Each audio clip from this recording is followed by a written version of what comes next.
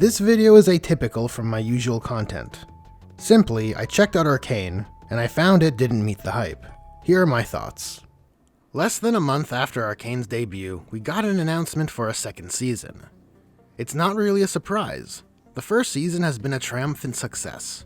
Arcane is adored by general audiences, it scored extremely well on the aggregate review sites, and it's been showered with praise by many of the bigger media critic channels here on YouTube. There's a lot to say. While there are many characters, at the heart of the show is Vi and Powder, two disenfranchised youngsters from the Undercity who lost their parents in a civil uprising.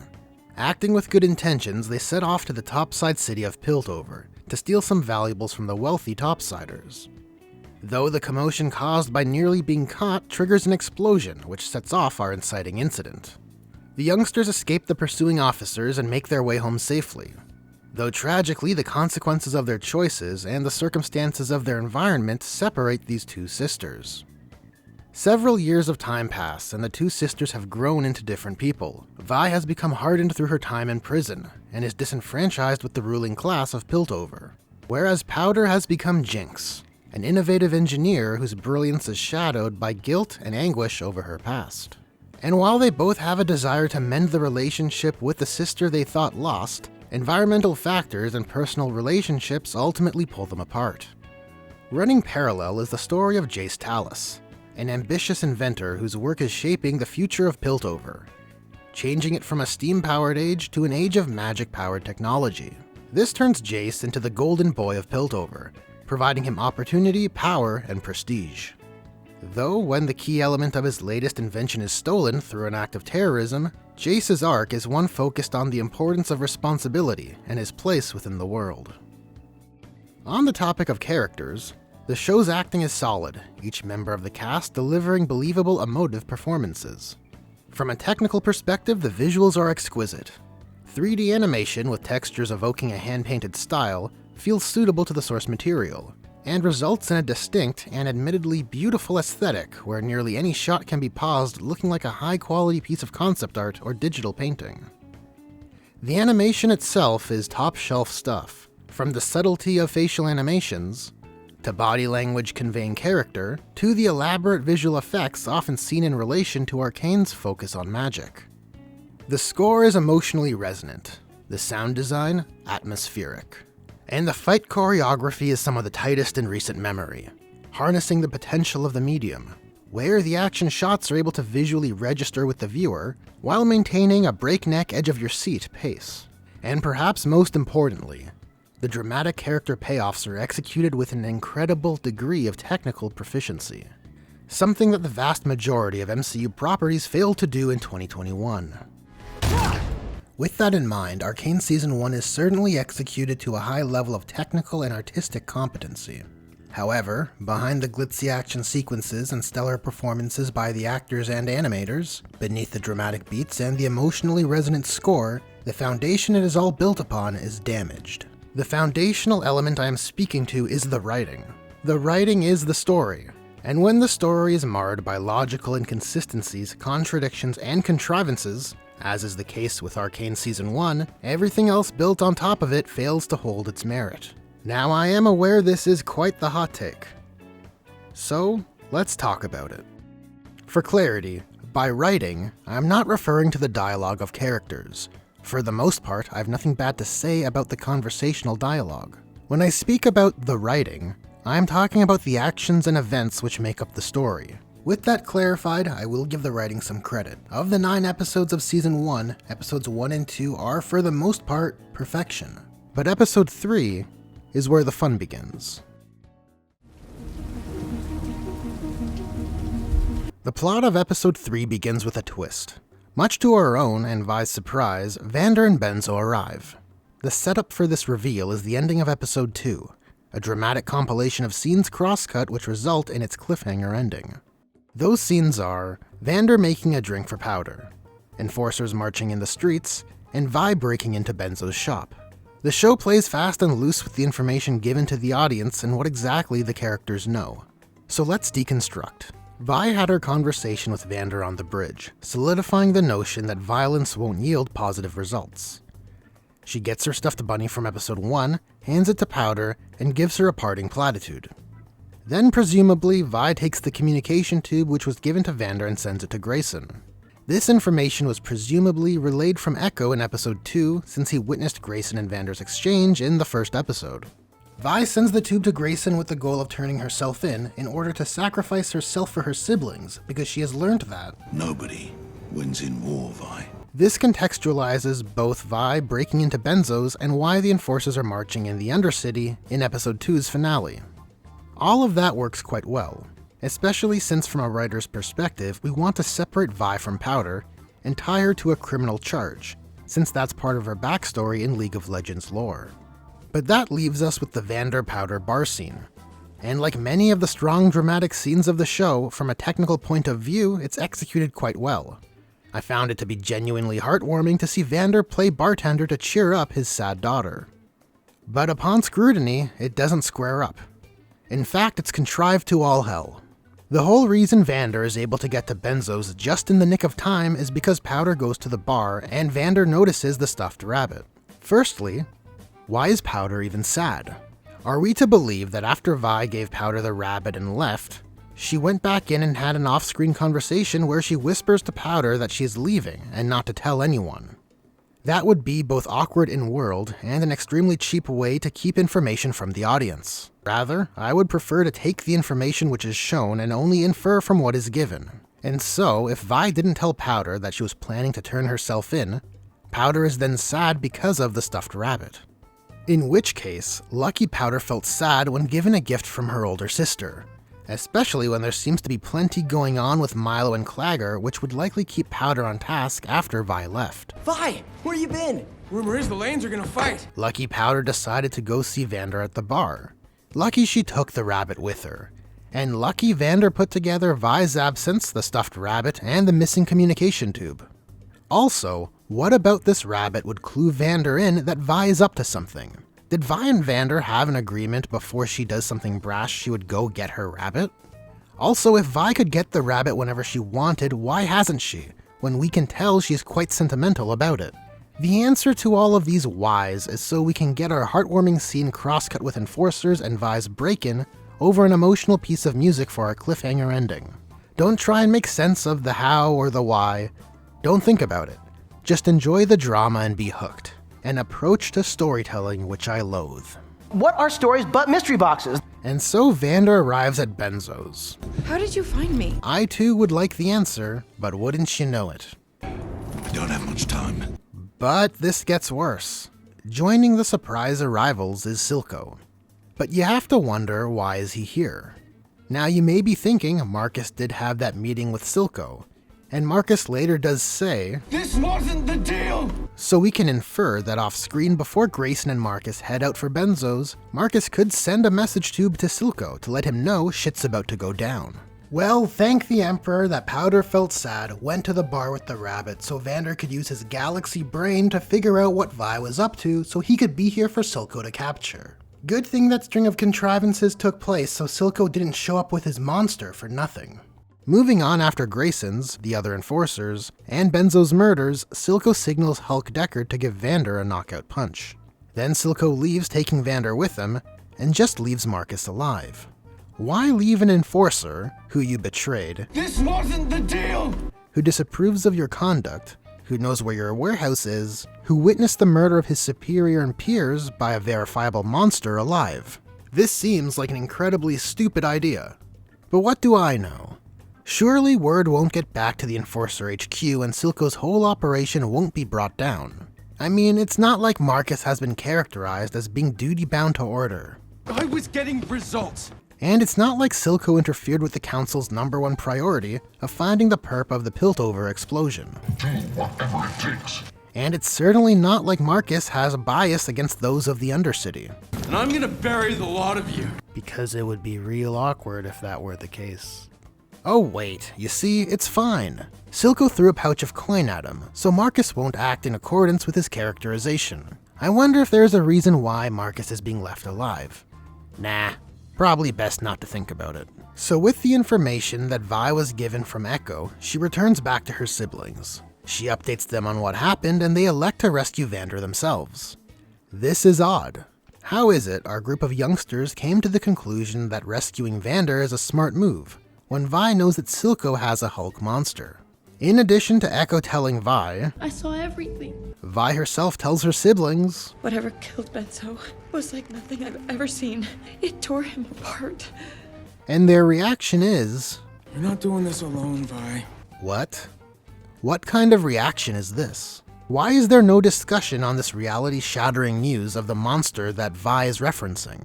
A monster which, remember, killed a group of enforcers with ease. The show frames enforcers being quite a big deal relative to the kids. As in both run-ins the kids have with the enforcers, they flee rather than fight. Even young Ekko, though mistaken, is wowed by the prospect. Whoa! Did you fight the enforcers? So, if fighting enforcers is a bad idea, and this monster just wasted a group of enforcers, it should be given careful consideration, because doing so would have two pretty substantial implications. The first being that if the topic of confronting a Hulk monster was discussed, and the level of danger was made clear, I imagine Powder would be far more understanding of her exclusion, and would have a less intense reaction from being left behind. And secondly, if there is an understood risk of encountering a monster, the kids might rationalize that this is way beyond their capabilities. They would need to consider notifying a higher authority to be a better alternative. And while I understand that Topside and the enforcers have a negative association, when the person you are trying to stop has a Hulk, even potentially multiple Hulks because they don't know a thing about Silco, it ought to make one reevaluate who the bad guys really are. So, despite it being something that absolutely requires consideration, the monster is not discussed, it is glossed over. The kids decide to rescue Vander themselves and to not notify the authorities of Piltover of the murder by Monster. Though it really shouldn't matter, as with Marcus alive and the current sheriff and several enforcers murdered, surely the Piltover authorities are already aware and mobilizing to take Silco down. We then get this scene. What heresy is this? There's a lot to say. Firstly, chill out, show. Powder appears to be borderline deranged, and I guess that's the point, but this comes out of nowhere. Powder displayed a fairly normal reaction to accepting criticism earlier, from both Milo and her own sister, and while this time it's led to her exclusion from the group, this reaction is incongruent with what we saw earlier. We get a normal reaction where one's feelings are hurt, to an extreme one. You can't get a much stronger reaction than hysterically breaking the objects around you while leaking from your face holes. In summary, while this result is achievable given Powder's insecurities and her sensitivity to her sister, I find it to be lacking in its setup. If the show wants to set up this, then perhaps instead of a scene showing Powder's backbone, we should get a scene that communicates that Powder has the potential to be an emotional bomb, who is one bad day away from going off. Also, Powder chucking 4 gems didn't cause an explosion, when accidentally dropping 1 gemstone in episode 1 did? Close one. Talk about being lucky. We can also consider that on top of this episode of Powder's having no setup prior to this scene, this also doesn't set a future precedent either, as future Jinx doesn't display anything within this realm of behavior. People are making the case that this scene showcases Powder's fragility. And to that I say, Yes. the writers abruptly shoved it right on in for that very reason. It is shocking, the music unnerving. Feel how it wants you to feel, and blindly accept anything Powder needs to do, feel, or become. At the warehouse, Milo, Clagger, and Vi manage to find Vander, though while trying to break him free, they are discovered by Silco and his entourage of goons. And so Vi must rise to the call, and be the hero we need. But boy oh boy, look at the size of this one. He's nearly twice her size. For heaven's sake, the man's arms are basically the size of her waist. I wonder how this'll work out. Oh, she uppercut him off the floor, huh? How strong is Vi? Is she from Krypton? Regardless, I don't think she's gonna have any trouble from any of these other incompetent goons. And I lean towards incompetence because I find it preferable to Vi being able to solo 10 criminals. 10 criminals who have very likely lived far more violent lives, who most of which are men, and all of which appear to be larger due to their adult bodies. But you see, even Vi has her limits, as she is no match for Hulk Deckard. But luckily, he tosses her away and doesn't kill her immediately like he did with his targets outside of Benzo's. And luckily, as Vi is crawling away from him, he follows her at a rather leisurely pace. And luckily, the door to the room which holds your prisoner locks from the inside. Well done, you Mongoloid. This takes us to Powder's magic gem Monkey Bomb, setting into motion the final events of episode 3 and our prequel arc. Vander is dead, Vi is taken, and innocent Powder is left in the hands of a villain. The music swells, the camera zooms out, and everyone thinks this is the most tragic story ever told. So then, let's talk about episode 3's finale. After all, it's a fairly important plot point since the remainder of this season hinges on how this all plays out. Ignoring all of the convenient and bizarre character choices that led us to this point, I do still have some issues with the character interplay here. Let's start with everyone's favorite girl, Vi. Speaking from experience, when growing up with a sibling, there are certainly going to be moments of both imprudent communication and action. And given the intensity of the circumstance, I can understand Vi lashing out at Powder. I can even understand Vi's desire to take some time and reflect on her grief. However, Vi choosing to walk away from Powder is not only extremely irrational, but it's also inconsistent with her characterization up to this point. In the 3 episodes thus far, Powder has been central to Vi. She pushes her to grow when she knows she's ready, takes responsibility for her mistakes, boosts her morale when she's feeling low, and moments ago was prepared to give up her freedom so Powder can maintain hers. We also have Vander's repeated dialogues with Vi on her responsibility, and specifically to Protect the family. and his last words. Take care of Powder. Then let's consider the circumstances of the event. While certainly horrible, Powder makes it clear that this result was not her intent. My monkey bomb finally worked! You did this. I didn't. I was saving you.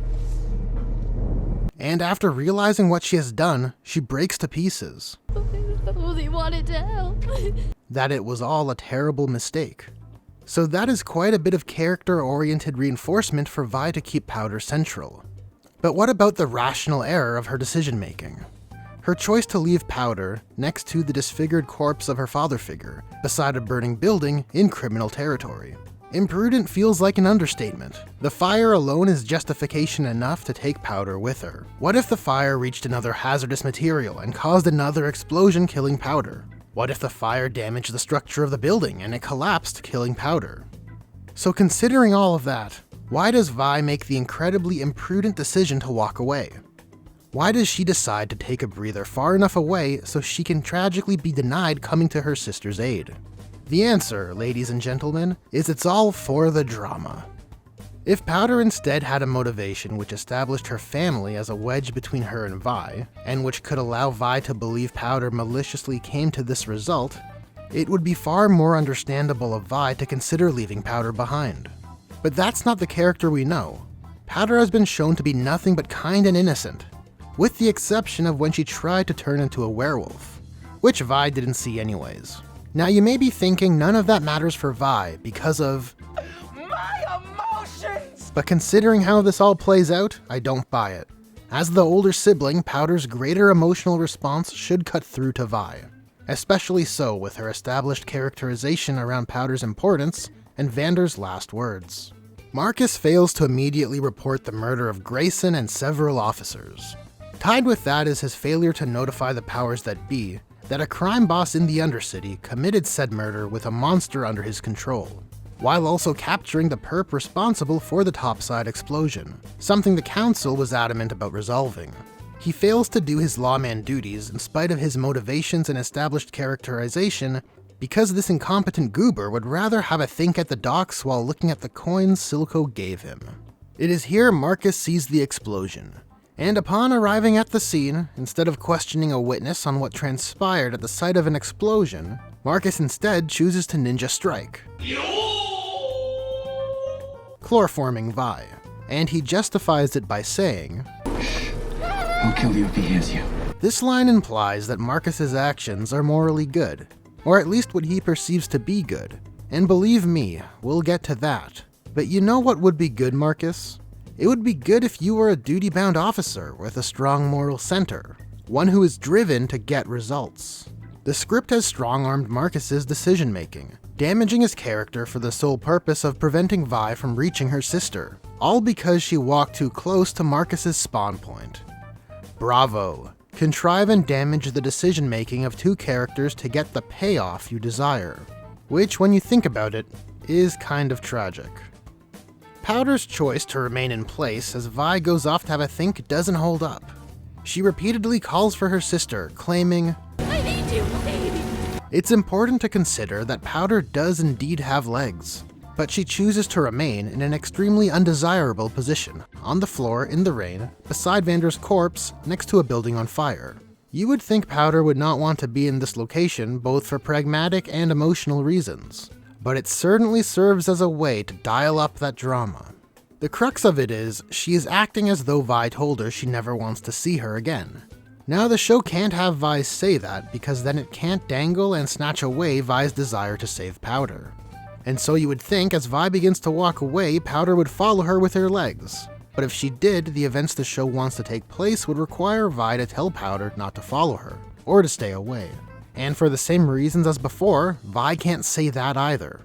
So Vi must temporarily forget Powder's importance, only to remember when the drama meter needs to hit that crescendo. Something to keep in mind as we look at all of Arcane's tragic scenes. A tragic outcome is achieved when characters make decisions that line up with their motivation and characterization. But if you try to get there through contrivance and uninformed irrational decision-making, it just comes across as stupid. On that note, I press X to doubt that Powder would see Monster Mash over here and jump to hug him like he is some parental figure. Typically, children are untrusting of strangers and averse to disfigurements, and generally young girls are far less trusting of strange men. But when it comes to this man with the Eye of Sauron, Powder has no inhibitions. This choice here is the other half of the Werepowder scene, which together covers my issues with how Powder is written in this episode. Like the Werepowder scene, this choice is a moment. Yes, Powder has had quite the emotional whirlwind in the last few minutes. Triumph, horror, regret, fear, and sorrow. Though I can't help but feel there's just as much pushing her away as there is pulling her towards Silco. So if the show wants to sell this moment, perhaps instead of scenes that demonstrate Powder having the guts to be self-reliant on her own, and that she is someone who ventures off in her spare time, maybe we should get nuggets that suggest Powder never wants to be left alone, that she's always hanging around with someone else. Silco's decision to take Powder in and support her does align with his characterization up to this point. Like any respectable villain, he's opportunistic. Why would he not choose to mold a young, naive individual to his ideals? A choice which is further cemented by him connecting his own experiences with what Powder is currently going through. When it comes to the writing, Silco is pretty tight. Moving on to episode 4, we are greeted to a time skip. We meet Caitlyn and see she is all grown up, now working as an enforcer. And wouldn't you know, she's amazing at her job, being able to perfectly piece together what transpired at this crime scene. This leads Caitlyn to find one of Silco's goons, the big one who Jinx shot during her fire frenzy, and the same one who Vi one-hit KO'd. Man, this guy can't catch a break. Inexplicably, this large, distinct tattooed man who has been a part of Silco's organization for years was left behind by Sevika and Jinx. Good thing they did, so the events of our plot can unfold. And so Caitlyn begins to question him. But she is interrupted by Marcus, who arrives to reprimand Caitlyn for leaving her post. We learn that Marcus is now the sheriff. Good to see his solid performance has been rewarded. And he assigns her to tonight's graveyard shift, and has this poor chap sent to Stillwater Prison. Later that night, a fire breaks out. Caitlyn and the enforcers nearby rush to the scene. But it's actually a trap set by Jinx. And because all of the enforcers left their post, Jinx is able to stroll in and steal the Hexsphere gemstone. The next day, Jayce comes to visit an injured Caitlyn, though she isn't all that injured. Caitlyn is up and about working on her case. During their exchange, Jayce offers her a job, though Caitlyn turns his offer down. Thanks, but I already have a job. Jayce then explains that she doesn't. After her dangerous close call the previous night, her parents spoke to the sheriff. This is important because, despite no longer holding the position of an enforcer, Caitlyn decides to wear the uniform, essentially impersonating a role she does not have a claim to so she can leverage its authority. Caitlyn does this so she can question a prisoner. This process is not shown to require any verification checks. Not her name, enforcer ID number, or badge. Nothing. Now, we don't need to be shown every single step or action, as some details can be left to be assumed or inferred. But in not showing these particular exchanges and leaving it up to inference, the failing of the writing becomes clear. If any verification of her authority was required, such as Caitlyn being requested to show her badge, which we later learn she does indeed have, it then becomes something we, the audience, have to consider. But most importantly, from a characterization point of view, this is not a detail we want to keep off screen. Caitlyn's willingness to break the rules in pursuit of the truth is a key component of her character, and a culmination of her thread in this episode. Yet, it is not explored or addressed. We don't get to see Caitlyn, or anyone else for that matter, acknowledge the choices and compromises she is choosing to make in pursuit of her goals. So, Caitlyn has arrived at Stillwater to speak to that big goon she discovered in the airship crime scene the previous day. Only she can't. Big Chungus apparently had his jaw broken by another inmate. Naturally, Caitlyn goes down to question the offender, and we learn it's Vi. Now this scene is really something. Let us watch as a criminal behind bars manipulates an officer into releasing them from prison. Their exchange begins. Caitlyn, speaking to Vi, says that she looked up her file and explains there is no record of Vi or her crimes. She asks why Vi is in prison, and Vi answers, My sunny personality. And when Caitlyn asks why Vi attacked that inmate, Vi refuses to give a straight answer. Why not? Understandably, with all these non-answers, Caitlyn begins to leave. But then Vi mentions Silco. To this, Caitlyn asks, Silco, the industrialist. Vi doesn't substantiate her answer. Okay, this is getting old. Now that Caitlyn displays a need for info, Vi rather expertly denies it, and now gains control of this negotiation. This prompts Caitlyn to show the Jinx crime scene photo, which elicits a very strong reaction from Vi. Where did you get this? Silly Caitlyn, you need to consider, what is something any prisoner would likely desire? The answer is to not be in prison. And so in this scenario, any criminal with a brain will try their best to demonstrate value. Caitlyn wants her question answered first. Did Big Chungus work for Silco? Vi responds. They all do. How can anyone not know that? Caitlyn then tells Vi, There was an attack. This is evidence. and she goes on to say, I need proof if I'm to believe what you're saying about Silco. this is crucially important to keep in mind. Based on the conversation so far, this is proof that all criminals work for Silco. Her great theory she mentioned when talking with Jayce before coming to Stillwater. Vi then tells Caitlyn, I could get it for you. Just not from in here. well, who didn't see that coming?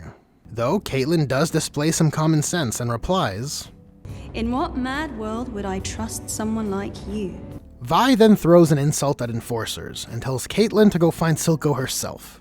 Caitlyn says she will, and then proceeds to leave. But before she leaves fully, Vi tells her, Undercity's gonna eat you alive. and Caitlyn pauses, and then exhales as if to imply Vi is right. We then cut to this. Got orders from Councillor Tallis concerning inmate 516. What the fuck? What kind of topsy-turvy nonsense world are we living in here? Did Caitlyn just proceed to have Vi released from prison because Vi told her she could get proof, without even qualifying what that proof even is? Is the foundation of this relationship, which the whole show relies on, broken? Is Caitlyn a moron? The answer to all three of these questions is Yes. This becomes downright hilarious when you consider the first actions Vi takes once she's free. Ta-ta! And by the way, Caitlyn, In what mad world would I trust someone like you? Undercity's gonna eat you alive. that's all it took? You rolled over that easily? Just pathetic. Work harder, script. Perhaps Caitlyn's parents were ahead of the game here with pulling this job away from her. What a god-awful enforcer. Furthermore, did Jayce agree to this nonsense party? On my initial watch-through, I thought maybe Caitlyn forged Jayce's signature. And to be completely honest, it's not confirmed one way or another. Is this scene Jayce realizing that Marcus has found out what he and Caitlyn have been up to? Or is this depicting Jayce just learning what Caitlyn has done? Though it would be absolutely absurd if the latter was true, given that Jayce didn't sort that out post Caitlyn's return to Topside, and that it doesn't come up during his time with Vi either. So I'm gonna go ahead and assume that Jayce is well aware of what's going on here, since the rest of what we're given seems to follow better. Which is strange, because I thought Jayce was a smart boy. Keep in mind it wasn't that long ago Jayce's motivation with respect to Caitlyn was oriented around keeping her safe. You almost died, Kate. I just want you to be safe. And I have to imagine the prospect of releasing a criminal from prison who they know nothing about, to provide proof which wasn't quantified through snooping around in the Undercity, for something he believes to be The Great Conspiracy. doesn't align with that position. But beyond Jayce's characterization, there's also an external factor to consider. Remember that Caitlyn's parents were the ones who pulled her position away from her due to the danger it brought to her life.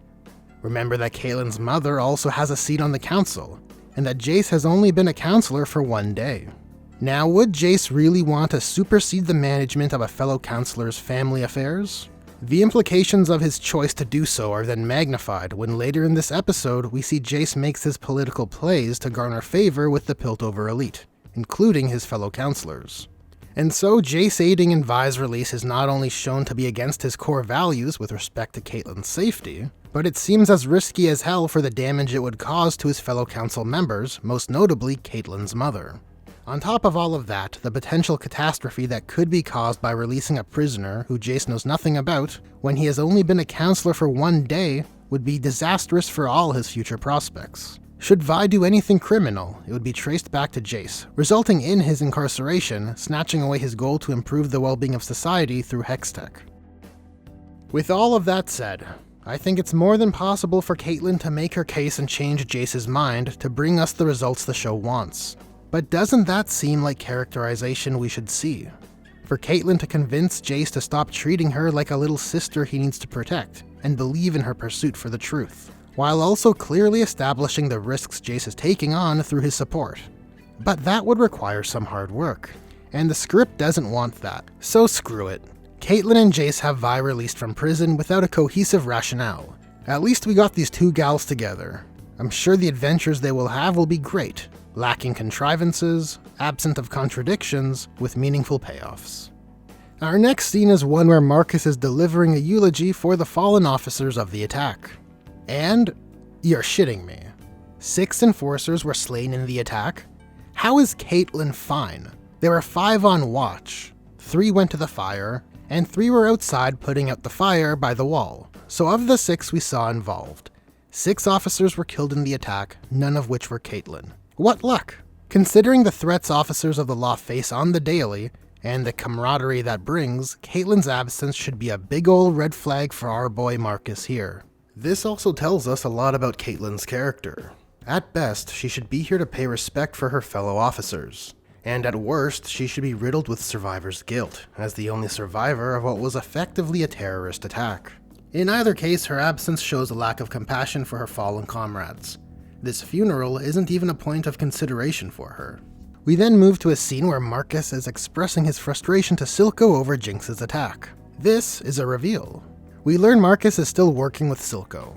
So after you made a deal with Silco, which he squelched on, resulting in him killing your comrades and your predecessor, who you greatly respect, you not only failed to take the proper reactive measures to put Silco away, you continue to cooperate with him all these years later.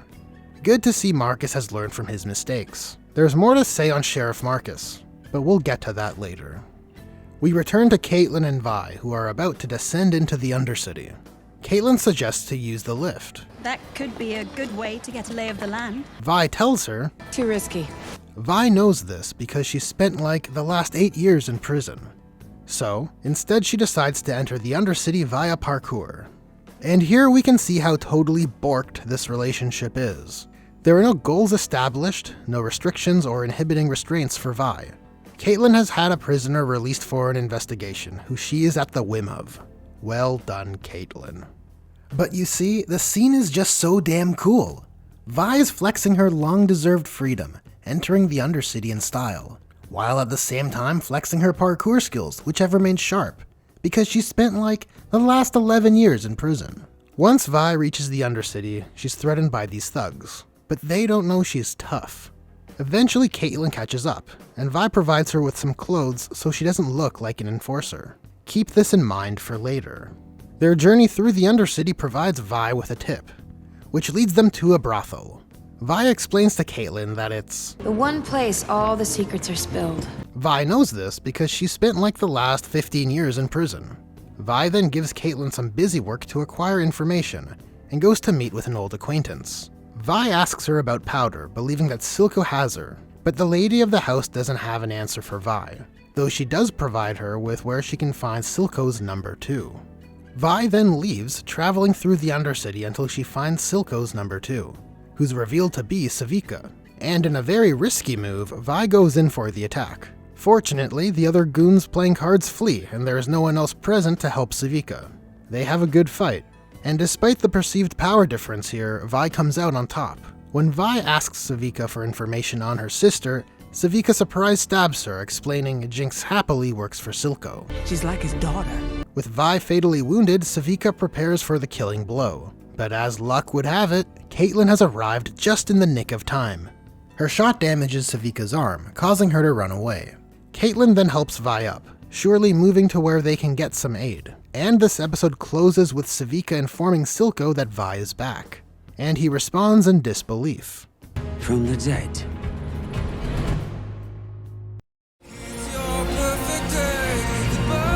At the last drop, it's relatively empty, save for Jinx and the bartender. Jinx asks where is everyone, and the bartender doesn't give the details, only telling her that they are after some girls.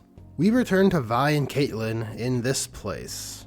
And holy hell, the entirety of Vi and Caitlyn's trajectory in this episode is utter nonsense. Already we have major problems and they have yet to do anything. Let's remember, Vi has been stabbed, not in her hand or arm, but in her core.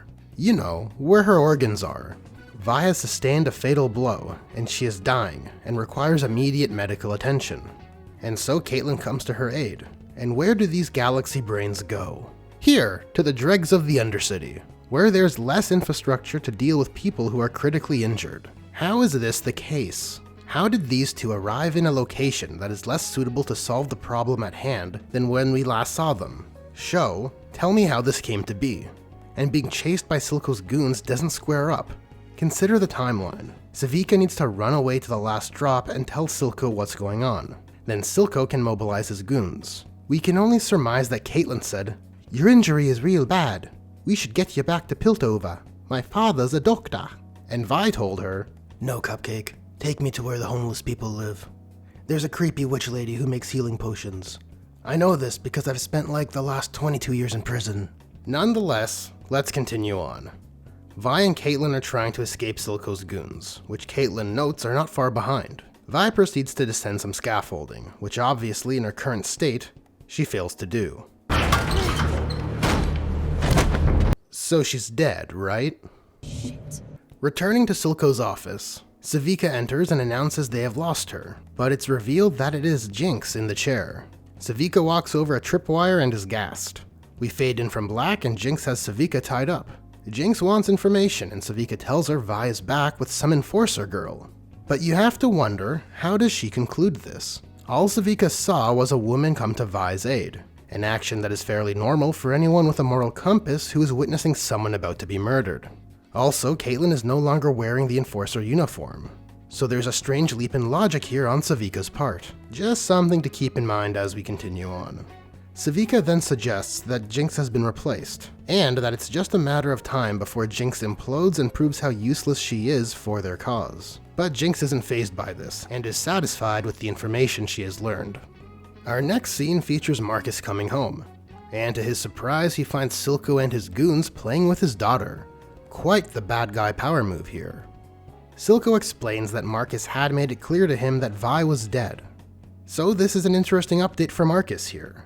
We now know that Marcus chloroformed Vi, put her in prison without the proper paperwork or an associated crime as verified by Caitlyn, and told Silco that she was dead.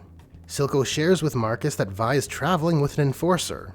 Marcus figures out that it is Caitlyn, and then he says, "She's a Kiraman. Just like them, she does whatever she wants. I can't control her." Marcus, why would you say that? Why would you say you can't control her? As if to imply she is an enforcer.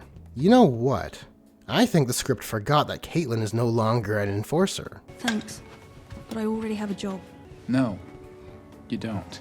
And I think the script forgot that Marcus was the one who was ordered to make it so by a Piltover counselor. After the attack, your parents spoke to the sheriff. How embarrassing.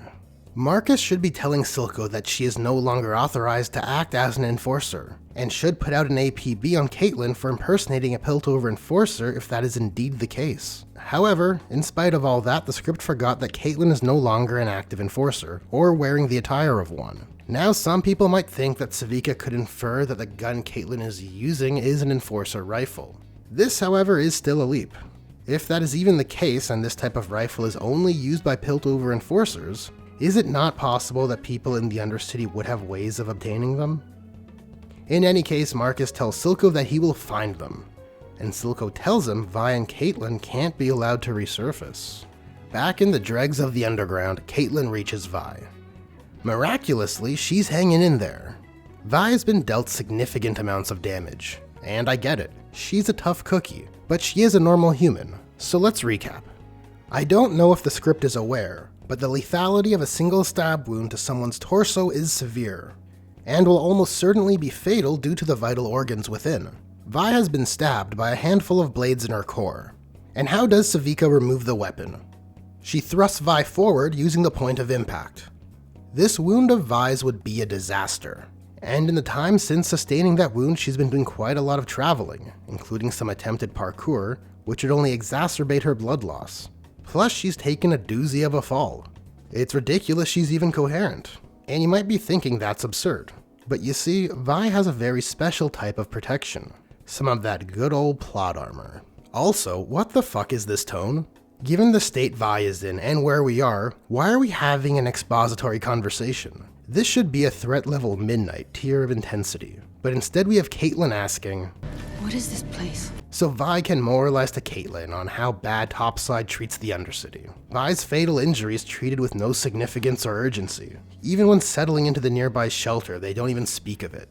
Talk about ignoring the elephant in the room. On that note, what the hell is this? Here in this homeless society, there is just a vacant shelter for these two numpties to make use of? None of the tent-dwelling disenfranchised decided to occupy this shelter? Talk about a lucky break.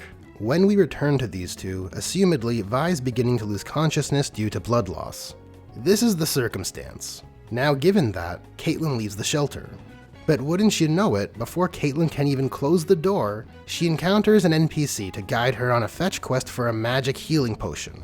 The magic plot fairy strikes again. Imagine if this guy wasn't here. Was Caitlyn just planning to saunter out into the depths of the Undercity in search of aid? What could she even hope to find in the dregs of the Undercity where there's a blatantly obvious lack of infrastructure? It's honestly insane. Caitlyn, what were you hoping to find here? And why are you acting so nonchalantly about this circumstance?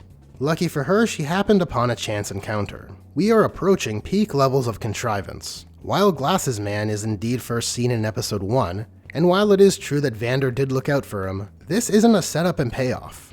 It's already strange that Vi and Caitlyn have ended up in the depths of the Undercity. And it's already a contrivance that Glasses Man has fallen on hard times to end up living in Tent City. But it's quite lucky that Glasses Man was present to witness their arrival, to recognize Vi, and to have the kind disposition to act in their best interest when obviously neglecting his own. And it's just oh so fortunate he's able to lead Caitlyn to a magic shopkeeper who makes magic healing potions. This isn't the plot operating under cause and effect. This is a combo of contrivances attached to a callback. So Caitlyn trades in her rifle for the potion, hugs Glasses Man goodbye because she's just such a good person, and returns to Vi. Back at the shelter, Vi is unsurprisingly still alive. Then Caitlyn gives Vi the potion. And OMG, they have a near kiss. I'm sorry, show, this just seems heavy-handed. Now this may be subjective, but I will explain my rationale. In episode 5, Vi and Caitlyn begin working together. Everything up to the brothel has been a clash of personalities. But at the brothel, the ship begins its voyage. Vi rather intimately asks Caitlyn if she likes men or women. We don't get a firm answer out of Caitlyn. But on Vi's way out, she spots Caitlyn flirting with a woman, and Vi is pleasantly surprised. The next beat of their budding relationship brings us to this near kiss here. Given where these two are in their relationship, it's a hard sell. To willingly bring yourself into kiss proximity, just screams of someone who has an existing attraction or crush for the other, which is hard to coexist here given the actions Vi has taken and the consequences it has caused. That is to say, Vi's actions up to now should be a major point of frustration for Caitlyn. You see, after Caitlyn does Vi the solid of releasing her from prison, Vi has proven to be uncooperative. She ditches Caitlyn at the brothel, resulting in Vi getting wounded, requiring Caitlyn to go on a fetch quest. Caitlyn should be beyond frustrated with the complications Vi's brought upon them. Regardless, the healing potion works and Vi is back to her max HP. Caitlyn brings back up their lead. What was the name Sevika gave you? Jinx. This line of dialogue is pain. At worst, it's nonsensical, and at the best, it makes Vi look manipulative. Remember that this team's objective, and the reason Vi was released from prison, was to find proof that Silco is behind all of the crimes. This is the first time the word Jinx has been mentioned between these two in front of the audience, as if to imply Vi relayed this info since being stabbed. So Vi, under what context did you tell Caitlyn about Jinx?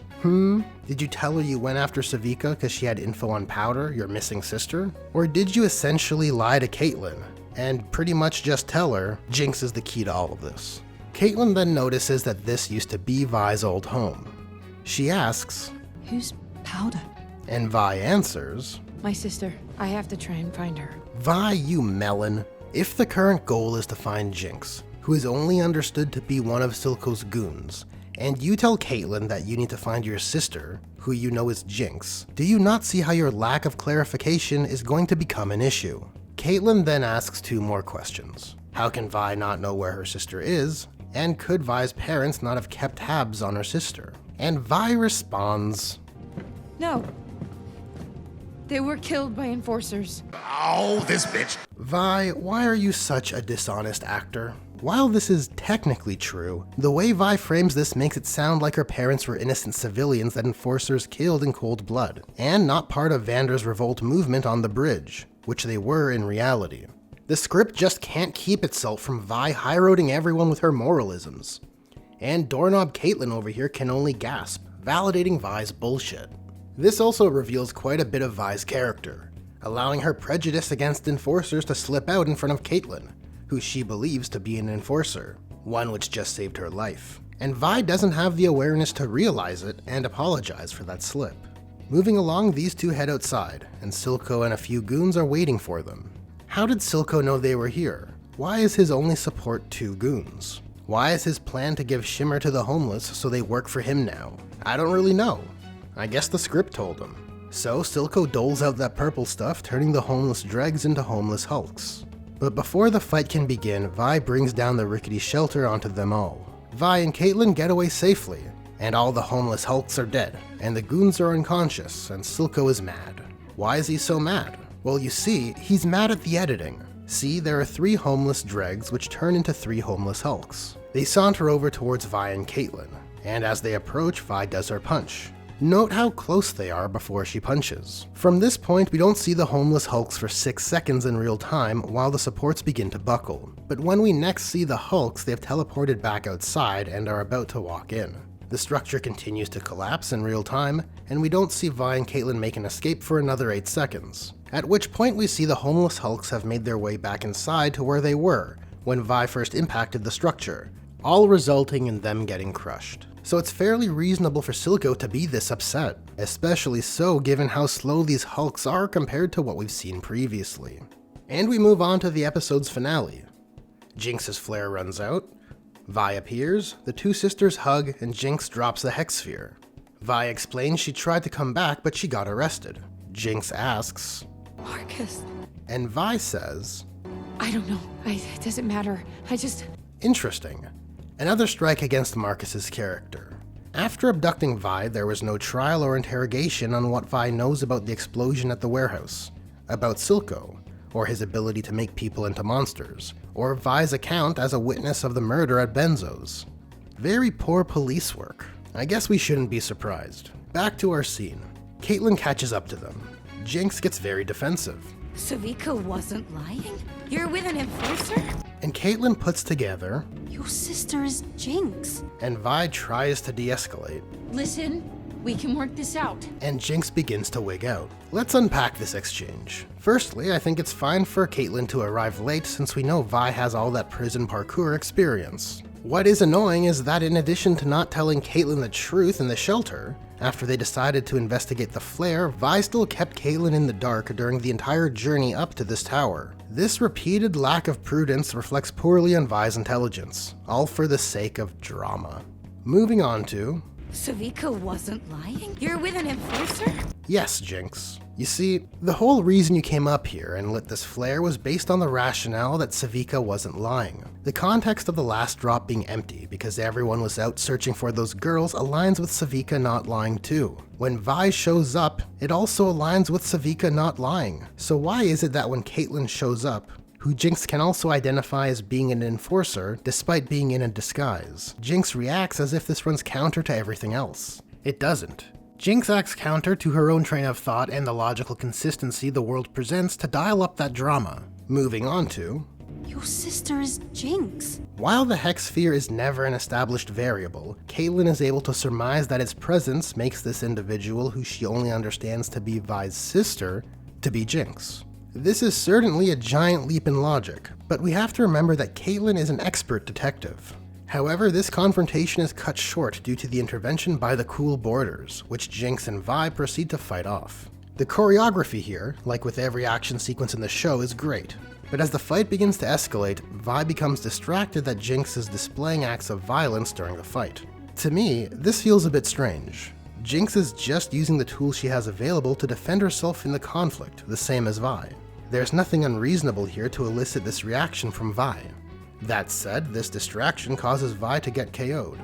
Vi is then captured and taken away via smoke bomb, and Powder is left alone.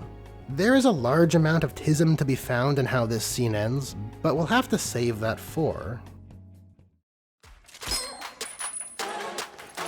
We open into a room where Vi and Caitlyn are captured, and we are treated to this exchange. When were you planning to tell me that your lunatic sister works for him? Just as soon as you came clean about what the hell you're really doing down here. I told you the truth! Bullshit. What was that glowing stone?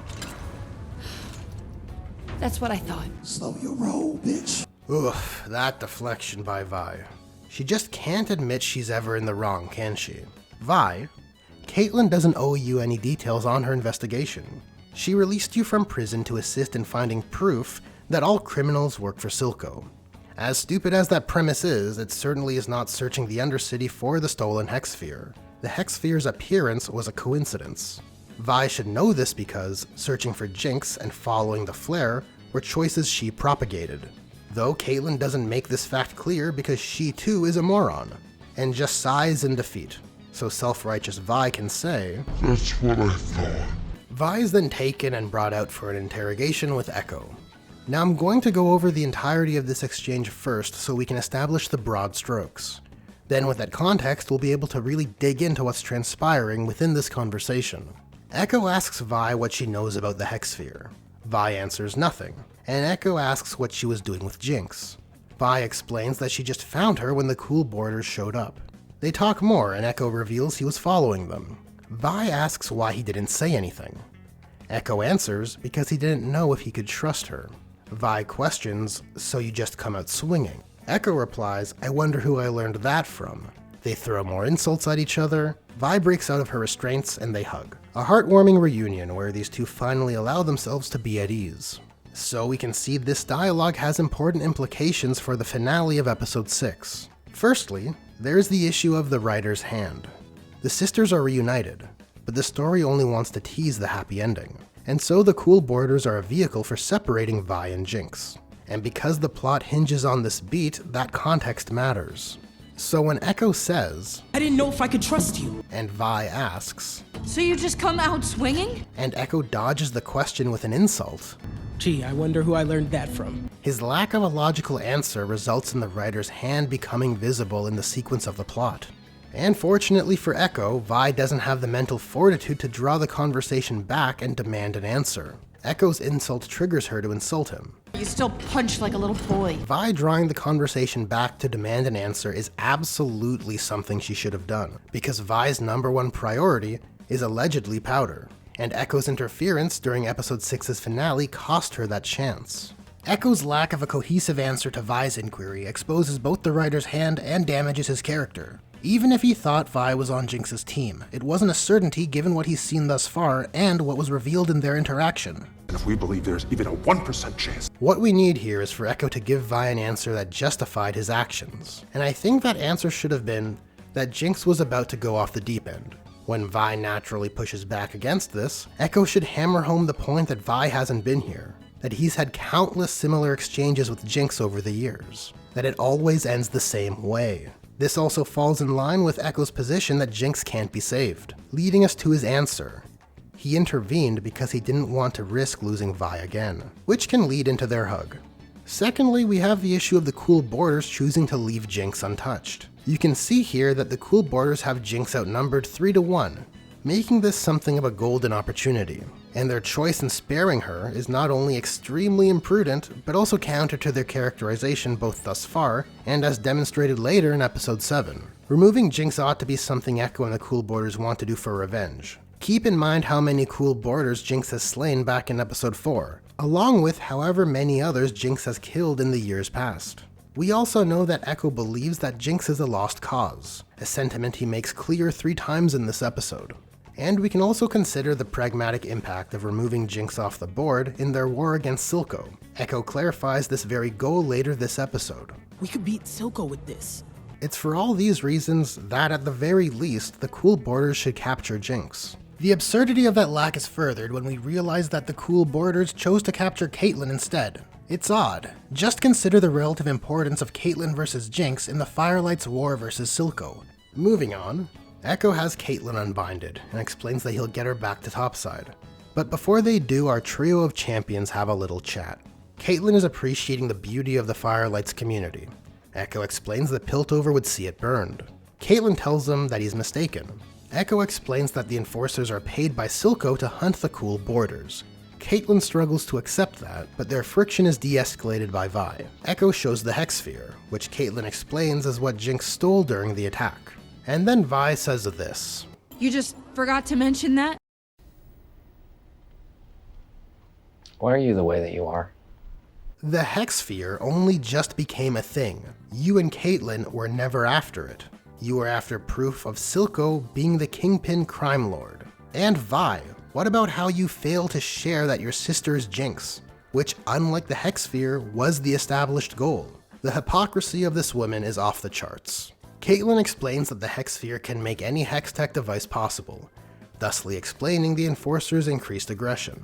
Ekko then posits with this sphere the Cool Boarders could defeat Silco.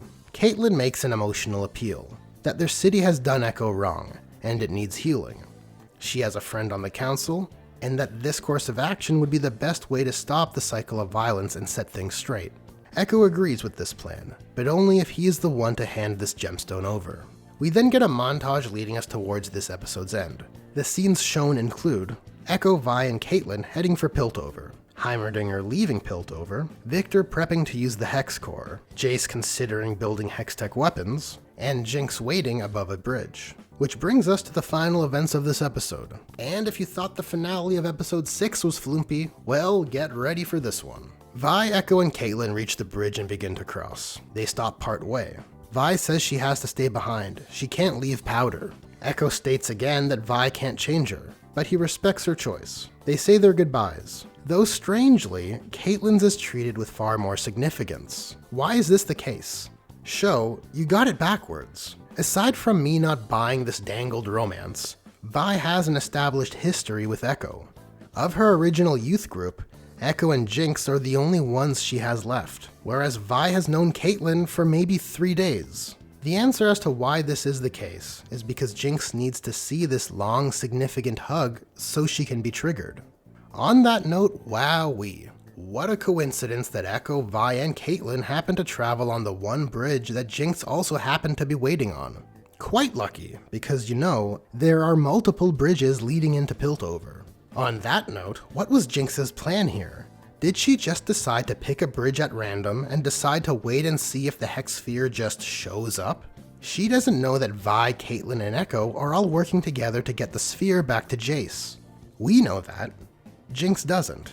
It's another case of characters acting based on our information and not their own. There's also something to be said of Caitlyn just allowing Vi to leave for, what, a personal affair? She's forgotten Vi is a convict who had been released for the purpose of completing an investigation, something she has yet to do, by the way. But rest assured, we'll get to that.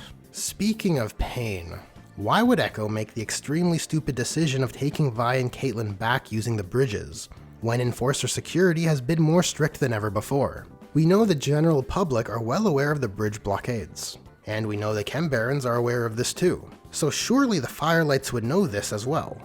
Halt! What the hell is this? Oh, I guess not.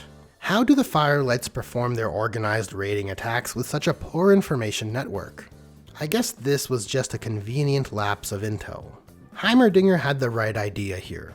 Take a small boat, or even your cool hoverboards. We know that a hoverboard can support the weight of 2 since the cool boarders captured Vi and Caitlyn. Like everything else, it's all in service of contrived, character incongruent dramatic payoffs, which we will soon see. Ekko and Caitlyn then part ways from Vi. They walk a bit, and the Enforcer Border Patrol turn on their big spotlights, blinding them. Marcus's silhouette can be made out, and so Caitlyn flashes the badge she should no longer have. Caitlyn tells him that she has proof that Silco is behind everything. This is very interesting. Is this a surprise reveal? Marcus then asks her to show him this proof. Caitlyn looks to Ekko, but he doesn't want to show what she is referring to. But she pushes him to show it, and so Ekko unveils the Hex Sphere gem. Caitlyn, you cabbage. How does showing Marcus the Hex Sphere prove anything? All it proves is that you found it. Oh, Caitlyn, why are you so bad at your job? And this also allows Jinx to spot the Hex Sphere. Now, this is kind of a nitpick, but I find it strange that Jinx is watching these two and is not at all interested in Vi, who is one of her core interests. And upon seeing the Hex Sphere, Marcus shoots Ekko.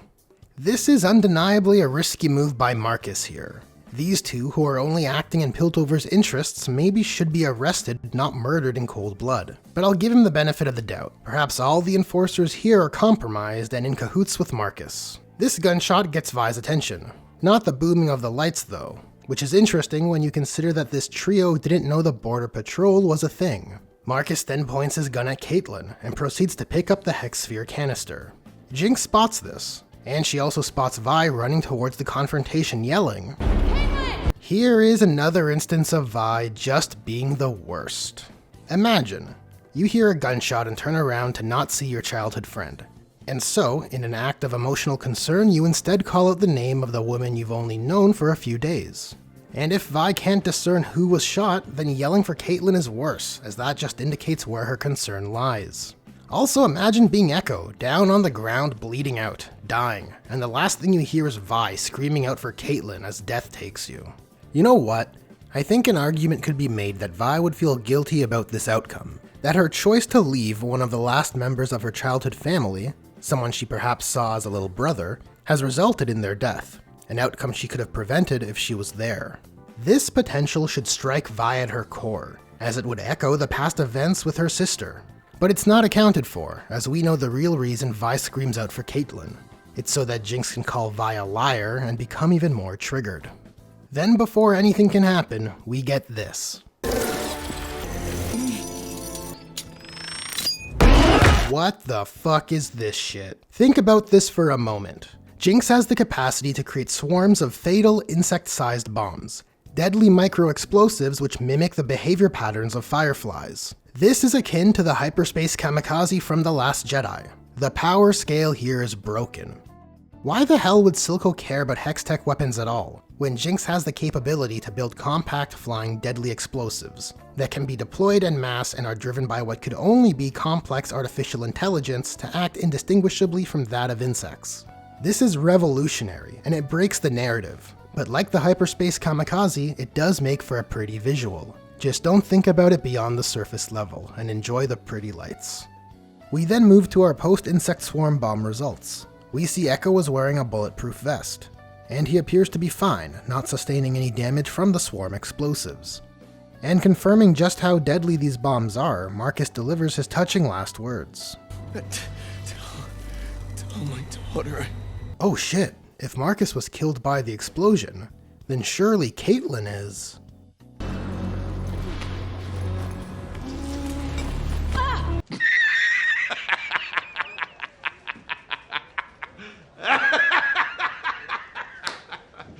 serious? We then see Jinx approaching, and she's humming the tune from the season's prologue. I quite like this callback in isolation. It's a neat idea, but I'm not sure if it's in line with Jinx's character. Is Jinx's trauma something that haunts her, or does it empower her? Can we have both? Regardless, with this level of contrivance, I don't think it's at all earned. It's just a surface level reference, a mere callback. Again, it's like poetry, so if they rhyme. In any case, Vi reaches her #1 priority, showing no concern for Ekko, and helps up Caitlyn. Jinx picks up the Hexsphere canister. She sees Vi holding Caitlyn and then gets wigged out by her imagination, which results in her shooting at them. And in a moment of what can only be described as an Emperor-divined miracle, Vi is able to push them apart, keeping her and Caitlyn safe from the bullet storm of Jinx's minigun. Which leads into Ekko's dynamic entry. Ekko does his cool border thing and recovers the Hexsphere canister. He tosses it to Caitlyn and tells them, "Go!" And Vi gives a parting glance, and we're supposed to feel like this is tragic. Only it's not. Vi could very easily tell Ekko to get Caitlyn and the Hexsphere out of here, that she will deal with Jinx. And if you're wondering why in the world Vi would want to do that, well, I'm pretty sure that's what Vi wanted to do like 5 minutes ago. And I'm pretty sure that Ekko would agree to that. After all, he did say, One condition. I'm the one who gives it to them. But I guess they both forgot. Hey, come to think of it, if that did happen, Vi could likely resolve the issues with Jinx and bring Powder back to the surface. Hell, we might even get a happy ending to this story.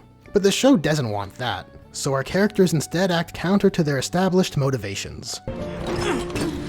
Go! I'm the one who gives it to them. I can't leave her again. Powder's my problem. Bravo. A tragedy for the ages. We then begin the Ekko and Jinx battle, and honestly, I really like this sequence. Like all of the action-oriented scenes of Arcane, it deserves praise for its technical execution. But this one more than any other is grounded with two characters who have a shared history, and is therefore the most emotionally resonant action scene of the season's run. However, I do have a gripe with this. I've covered the staggering amount of contrivance which led us to this scene, but the problem is deeper. Consider that Ekko and Powder don't have any substantive interaction at all before this moment. Not even words are exchanged between them in the prequel arc. This sequence, as much as it pulls the emotional strings of taking a long-standing relationship and pitting those characters against each other, isn't paying off anything established or anything we watch develop. It does do an absolutely fantastic job of telling us there was a relationship. I just find myself wanting to have seen it. It really feels like not a season 1 thing. Or at the bare minimum, we needed a more fleshed out prequel arc, one which lets us experience how this relationship has changed. Instead, we get this substantive confrontation now, like this, where it's been contrived into occurring, and that's it. Ekko vs Jinx with callbacks to their childhood relationship to hit those emotional highs can't be done again. This was it. Ultimately, I guess I just feel this payoff could have been even greater for these two characters. But let's move on. Ekko can't bring himself to finish the fight, and so Jinx releases a bomb to kill them both. This feels quite odd, because I don't think Jinx's judgment is so poor that she would literally kill herself because Ekko beat her in a fight and was hesitating from killing her. A character like Crossbones, whose objective is to kill Cap at any cost, would consider killing himself in order to achieve that goal, but Jinx doesn't have it out for Ekko. The logic doesn't follow, and I don't buy that Jinx is so crazy we should excuse her capacity for rational thinking. But it happens anyway, because it's an easy way to end this weighty character confrontation without any consequence to either character's understanding of each other. Just trick the audience into thinking something significant happened. It's cheap. And we cut to Vi for a reaction shot. It's just so tragic because she's not able to know the fates of the last remnants of her family because she decided to help Caitlyn instead. Vi and Caitlyn stop for a moment, and Vi looks to the bridge. She sees Silco arrive for Jinx, and it's revealed that Jinx removed the Hexsphere from the container. This is quite the ass pull. Let's look at the sequence of events. Jinx picks up the canister. She immediately spots Vi and Caitlyn. She shoots at them. Ekko appears and charges Jinx, striking her minigun away. He zips back around and Jinx is already shooting her pistol, as Ekko makes his second approach. He strikes the canister away and then tosses it to Caitlyn. Given the timing of the events, I don't buy that Jinx is able to extract the Hexsphere without Ekko knowing, when she is the center of his attention. And besides that, what is the point of Ekko placing it in a protective container if anyone can just sleight of hand the contents out? Regardless, Vi watches Silco take Jinx and the sphere. Caitlyn and Vi reach Caitlyn's home in Piltover. After catching up with her parents, they put into motion a plan to speak to the council. Later that night, the council is discussing Marcus's betrayal. Vi and Caitlyn enter. Caitlyn begins with introducing Vi. This is Vi. She was born in the Undercity. She risked everything to show me what life is really like down there. This is totally backwards. Surely you can see this, right, Caitlyn? While Vi did come close to death, you and Jayce risked your reputations, relationships, and potential criminal charges to release her from prison. Then Vi went off on a solo quest in search of her sister, which she led you to believe would lead to proof of Silco being the kingpin crime lord of the Undercity. While Caitlyn fails to recognize the reality of what happened, she's been quite nice in paying this compliment to Vi. Keep this in mind for our next scene.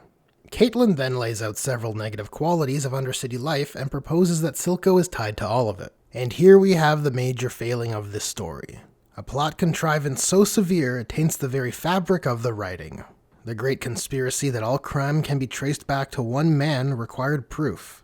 Proof which Vi claims she could get Caitlyn. Proof which after their misadventures is still lacking. Vi and Caitlyn present this accusation not having seen anything for themselves with which to substantiate this claim. Yes, both Brothel Lady and Ekko spoke to Vi on Silco's wrongdoings, and we can infer that this information was passed along to Caitlyn. But it amounts to hearsay. All Caitlyn could claim with certainty is that Jinx had the Hex Sphere, and she is affiliated with Silco. But given what is quantifiable, it's entirely possible that Silco was just some chem baron who took in an orphaned powder. In fact, every single exchange Vi and Caitlyn have had with Jinx or Silco operates perfectly under that framing. They fail to serve as a means to determine Silco is the kingpin of crime.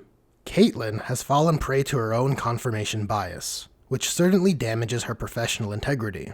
But what is far worse is that the script is not even aware of this. Because what Caitlyn is claiming as fact without proof just happens to be the case. And because the script wants this scene to be one of revelation, the big mystery, the great conspiracy of this story has been solved without any quantifiable evidence. Marvelous writing. Embarrassingly, the council doesn't acknowledge the lack of proof for such a hefty accusation. Robot Counselor points out, We've done investigations of Silco.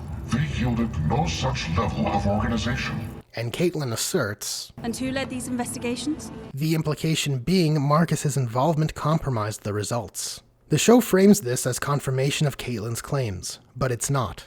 It does line up with the hypothesis that Silco may be part of organized crime, and that Marcus may have hidden this. But in order to verify or prove this true, a new investigation needs to take place. But that isn't exciting. So the council just operates as if all of this is true, despite the blatant lack of proof. Which is strange, because I thought... Yeah, there's one thing I've learned about the council. They need more than just theories. Jayce then asks, What does the Silco even want from us? Caitlyn answers him, and explains that Silco wants the Undercity to have its independence. Jayce shares the evidence Marcus gave him, asking who made it. Vi confirms that it is Jinx's, and that she has the gemstone. Jayce wants to take it by force despite the fact that it may cause war. The council elects to opt for a diplomatic solution instead, citing that war must be the last resort. Unsurprisingly, Vi is upset that the council doesn't want to resort to violence. And it's at this point I begin to wonder if that's what Vi is short for. It may be the only way to avoid further bloodshed. This is insane. Did you learn nothing? Shut up, bitch. Shut the fuck up. It's another one of Vi's moral high ground speeches, and yet again everything she is saying is wrong. This is insane. Did you learn nothing? You can't talk to him. I was reminded recently of what brought us together in the first place. He hates you. For what?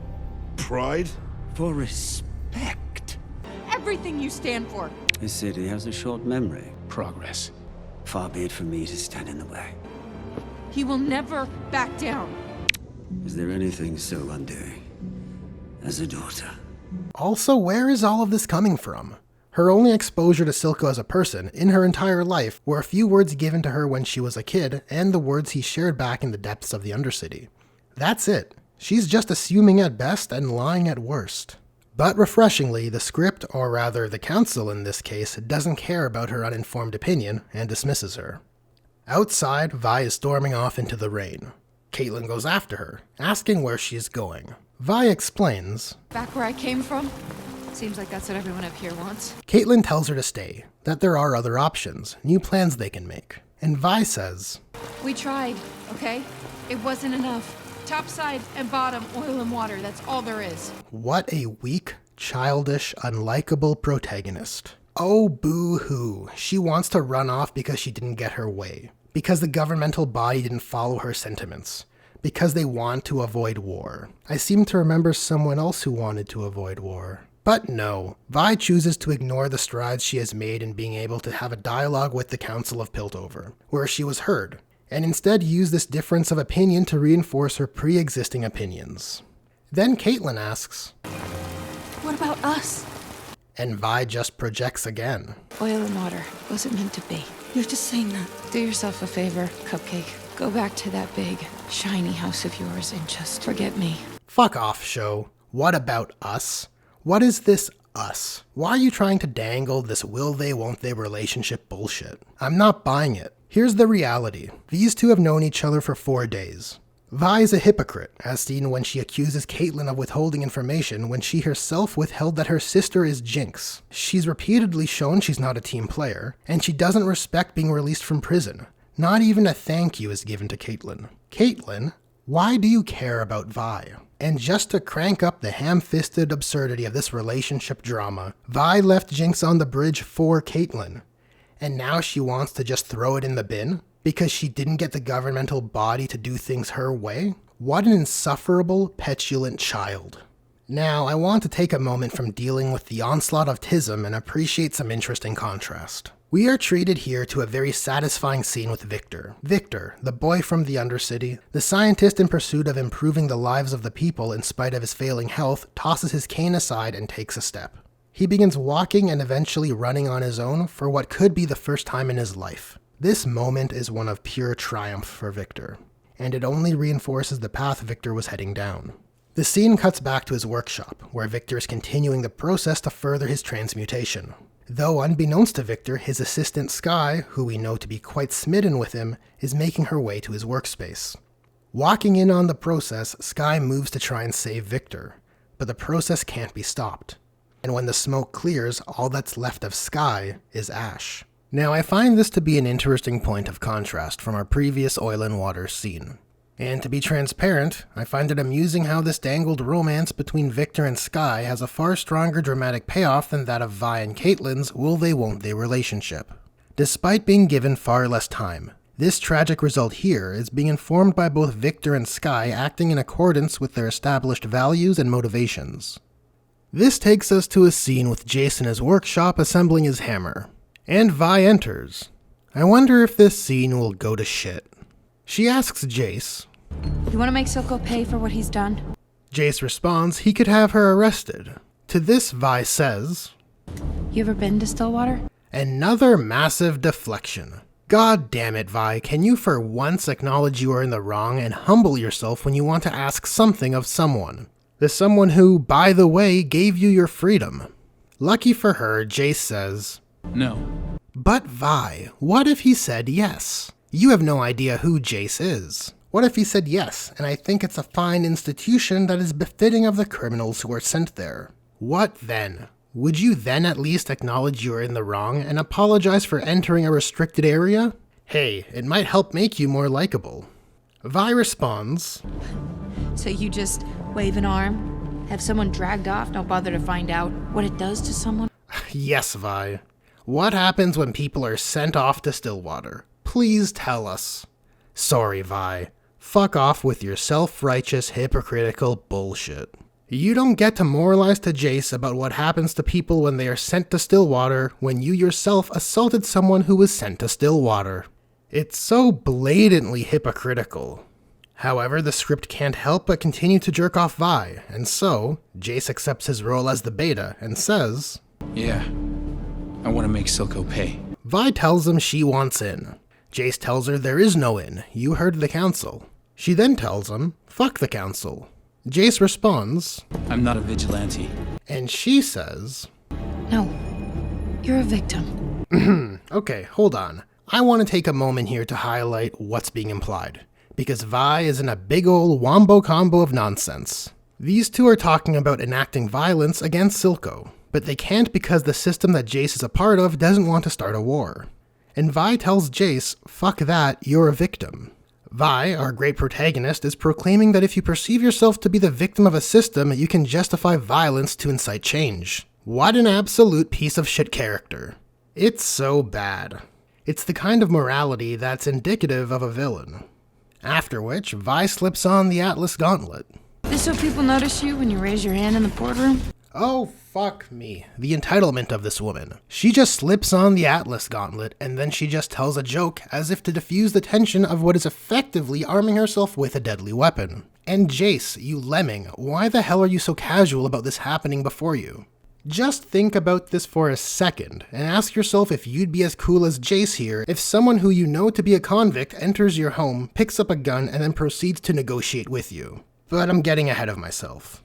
First, Vi tells Jayce, You're the first person Caitlyn looked for when we made it to topside. Of everyone up here, you're the one she trusted to do something. Even if we wanted to invade, they have Shimmer. We have Hextech. What happened to you?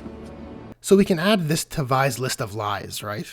Vi just says what she wants to manipulate people. A key character trait, I guess. But far more importantly, I can think of someone else Caitlyn trusted. Someone who she really shouldn't have. Someone she had released from prison and requisitioned their help to acquire proof of a certain objective. Someone who then ditched her, only to suffer a lethal injury which she had to clean up. Someone who then twisted the objective into reuniting with a lost family member, and led her to believe it would lead to her goal. Oh right, you're that somebody Caitlyn trusted, Vi. You disrespected, deserted, lied, and hypocritically belittled Caitlyn. Also, you could just leave her. Just like you left Powder. Twice. What is it people like about this character again? But let's carry on. To Vi's emotional appeal, Jayce is like, what do you want me to do? Arrest him? Vi then proposes a plan. Take out Silco's Shimmer manufacturing facilities. Then his people will turn on him. And then Vi says, We got a deal, pretty boy?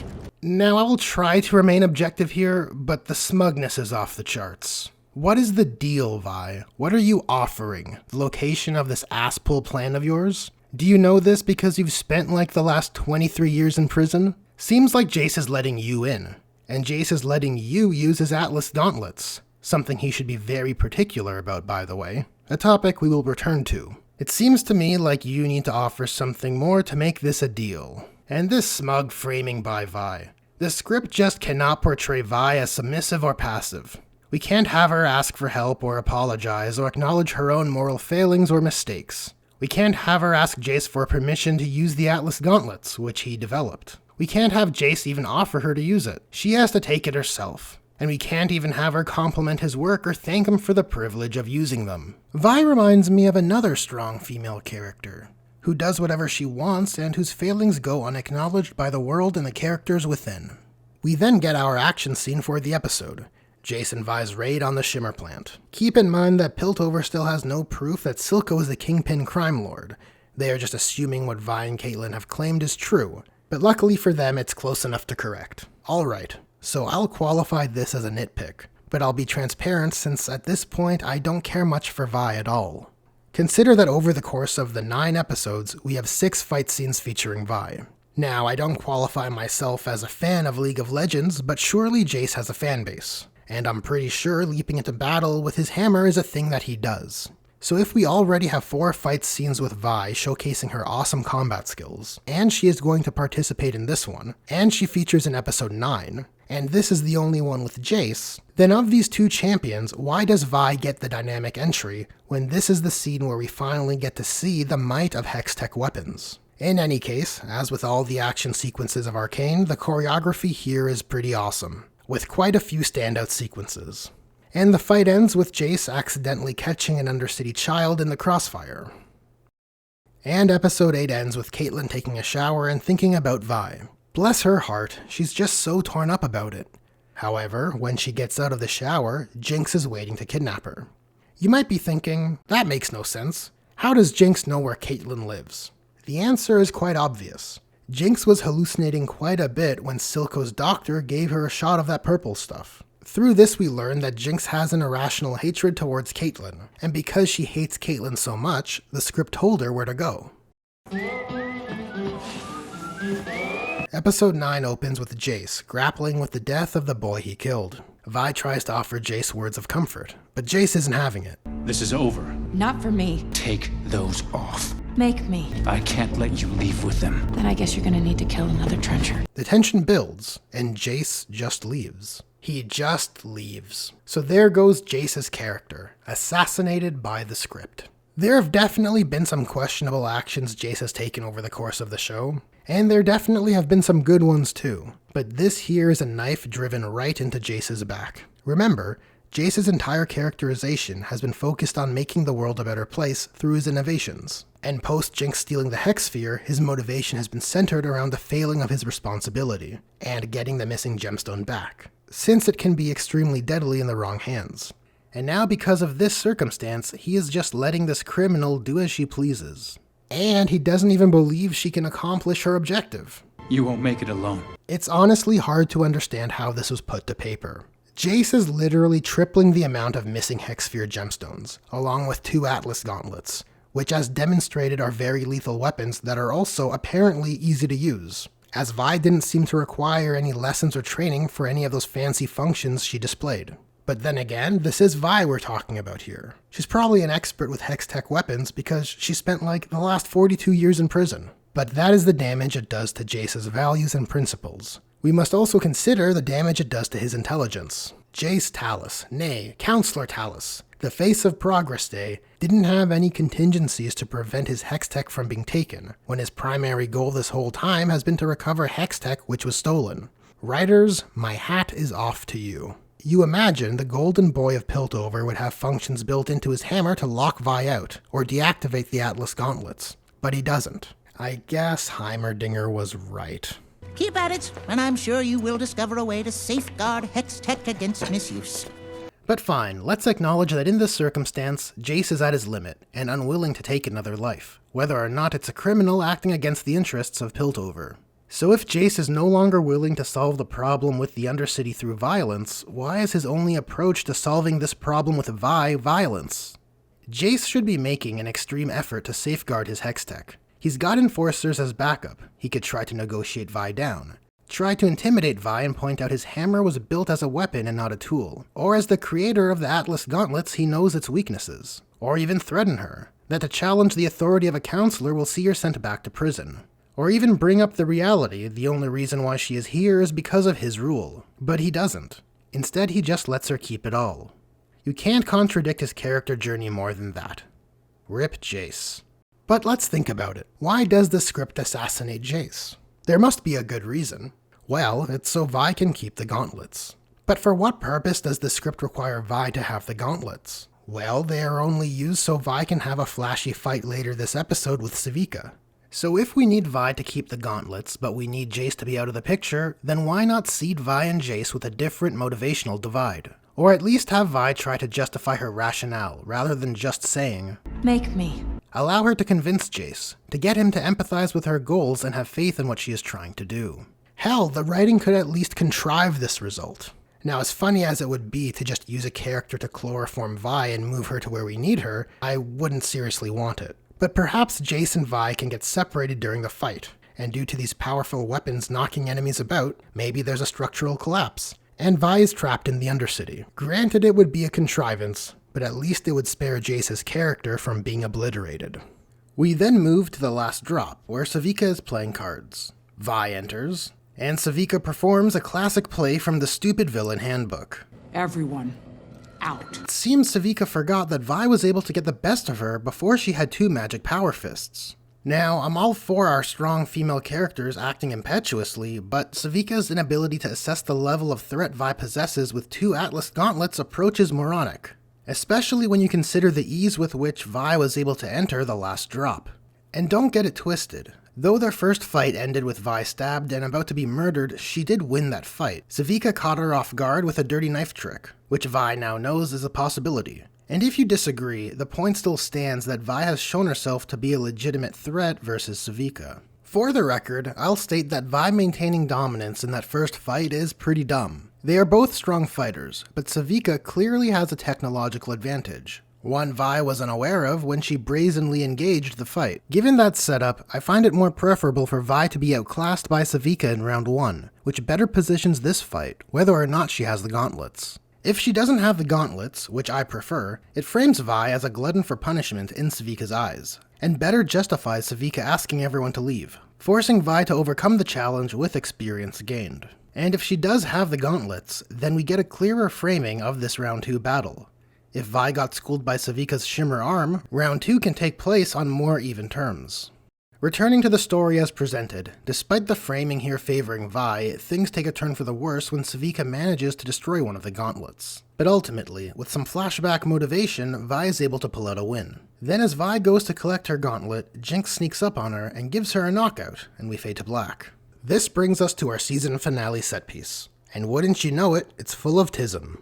Now I want to go through this finale beat by beat. This is because it's so dense. Every single exchange has so many things going on.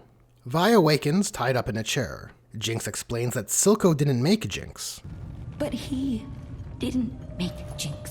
You did. Vi apologizes. I'm sorry, Powder. I never meant to leave you. I don't think so. Vi, if we're generous, I think maybe an argument could be made for when you were children, and you made the very stupid choice to move into position for Marcus's ninja abduction, you didn't mean to leave Powder. But back at the bridge, you absolutely left Jinx to fight Ekko, because Caitlyn had a scraped leg. Jinx then explains that even though Vi was in prison, Vi never left her, as she always heard her voice pushing her on. In case it wasn't yet clear, there was indeed a cost to bring Jinx back from near death. If it's not too serious, it's what's called weak brain. If it's slightly worrying, it's called thoughtless sallies. And if it's a fucking nightmare and you can forget about him, it's brain scramblies. Vi then explains that all she thought about in prison was Jinx. Then Jinx asks, Are we still sisters? Nothing is ever going to change that. Jinx then does a cool trick with a lighter, turning on all the candles in the room. And it's revealed that a dinner table is set, with Vi on one end and with Silco gagged at the other end. We learn we are in Silco's old warehouse. Jinx explains that it was right here Silco took everything from them. Jinx then accuses Silco. All the time saying you abandoned me when he knew the truth. In reality, we know this to be false. The sister, she's back. From the dead. And Silco clearly didn't know Vi was alive, hence his visit to Marcus. Marcus never told me she was in Stillwater. And Powder was the one who told Silco that her sister left her. Where's your sister? She left me? Jinx then gets Caitlyn. And I find it funny to imagine the scene which takes place after this, where Jinx tells Caitlyn to put on her enforcer's outfit. Jinx then gives Vi a gun, and tells her that if she kills Caitlyn, she can have Powder back. Vi then despairs and tells her, I can't. And so Jinx decides to shoot Caitlyn herself. Vi then tells Jinx they can both run away, and put all of this behind them. Jinx, wanting to hear what Silco is muffling about, removes his gag. He tells her that Vi is lying, and after a day she will realize that Jinx isn't that girl anymore, and will leave her again. Conveniently, Jinx briefly wigs out, shooting a dummy and breaking a glass, which Caitlyn will later use to break free. Silco then gives a genuine heartfelt speech about how the Topsiders offered him everything, that he threw it away for her, his daughter. Suddenly... Wow. Lucky that Jinx just left the minigun out. Caitlyn releases a few warning shots. Jinx puts down her pistol. She then stares Caitlyn down, and does what I can only describe as some sort of creepy lurch to grab the gun and knock Caitlyn out. This comes out of nowhere. Now I'm not sure if this is some power Jinx has in the game, but even if it is, typically powers and abilities that characters possess and will use to solve problems in stories need to be established prior to the payoff. Otherwise, it's just an ass pull. For example, imagine if in Spider-Man 2001 they never established Peter's spider sense. And then in the finale, he uses this never-before-seen ability to evade something he can't see. I mean, shit. This even applies to learned knowledge. Like Tony using the ice to freeze up Ironmonger's suit. It is the application of acquired knowledge and skills which provides the payoff. Though just because a convention exists doesn't mean it always must be followed. So then, in this instance, what purpose does this surprise creepy lurch serve? Well, it knocks Caitlyn out, pacifying her for the tension build-up sequence which leads to this scene's climactic result. Vi and Silco then both repeatedly yell to Jinx on what to do, causing Jinx to feel overwhelmed, and she curls up into a ball, until Silco grabs the pistol Jinx placed on the table to shoot Vi. But then Jinx fires. Even though it would take a bit more time for this type of weapon to spool up. But then we wouldn't get to have our sudden gunshots followed by dramatic silence, as birds fly away from the gunfire, even though guns were fired twice before in this scene. The aftermath is revealed. Jinx fired on Silco, who took several shots, and Silco missed shooting Vi. Can't say I'm surprised. Jinx then rushes to Silco's side, regretting what she has done, and Silco delivers some warm, heartfelt last words. Then Jinx collects herself and chooses to sit in the Jinx chair. She then gives a speech to Vi on how she thought Vi could love her even though she has changed. And so our scene closing montage begins. So we have now covered the plot in a fairly detailed run-through. It is a story peppered with contrivances, establishes facts and then ignores them, places spectacle above logical consistency, breaking the scale of power, and has characters acting on the knowledge of the audience rather than their own. But an average or even subpar plot can be redeemed by good character work. A great example is Star Wars: Return of the Jedi. As nonsensical as the rebellion teaming up with cute teddy bears to thwart the evil galactic empire may be, the story is beloved by many because of the character work that takes place within the film. So let's review. Mel, Victor, and Vander are all great. Heimerdinger, Mother Medarda, and Grayson are all excellent as well. Like the previous three, they are all well characterized and consistent in acting upon their motivations and principles. Sevika, Singed, and Silco are all great too. Each of them are all well characterized relative to what we're given of them, and they all serve to push the plot forward. Which brings us to Marcus. What can be said of Marcus? In the prequel arc, he's a character who is established as one who is driven to get results, and detests the Undercity. But when Silco gives him everything he needs to put him away, he doesn't. And while he's acting counter to his established motivations, why not have him kidnap Vi, put her in prison, resulting in more questions than the problem it's trying to solve? And post-time skip, I will say this. There is a really good seed of a character within Marcus. A sheriff who is forced to compromise his morals. One who idolized his predecessor, and in an attempt to follow in her footsteps entered into waters that were too deep, and is now being pulled between his duty, his family's safety, and maybe even his greed. But instead we just get a man who works for Silco. But he doesn't like it. The reality is, we don't have an understanding of why Marcus is under Silco's thumb. Lip service to this question is paid, as we get quite a few nuggets. The idea that Silco knows where he lives? Well, why not move your family to a safer location? Or the idea that Silco helped him become sheriff? What does that mean? How did it come to pass? And how does it make the status quo worthwhile? We get the council asking, what could anyone in the Undercity offer him that he didn't have up here? And it's not what they offered him. It's what he had to lose. That clip in particular is what Sheriff Marcus's characterization leans on. Ideas are suggested as to why Marcus makes the choices he made, but none of them are substantiated. We are lacking how Marcus rationalized what he did was the best choice he could make. Essentially, we don't know why Marcus didn't expose Silco, and because of it, Marcus can't function as the tragic character the show says he is. Especially so with the characterization Marcus is given throughout episodes 1 and 2.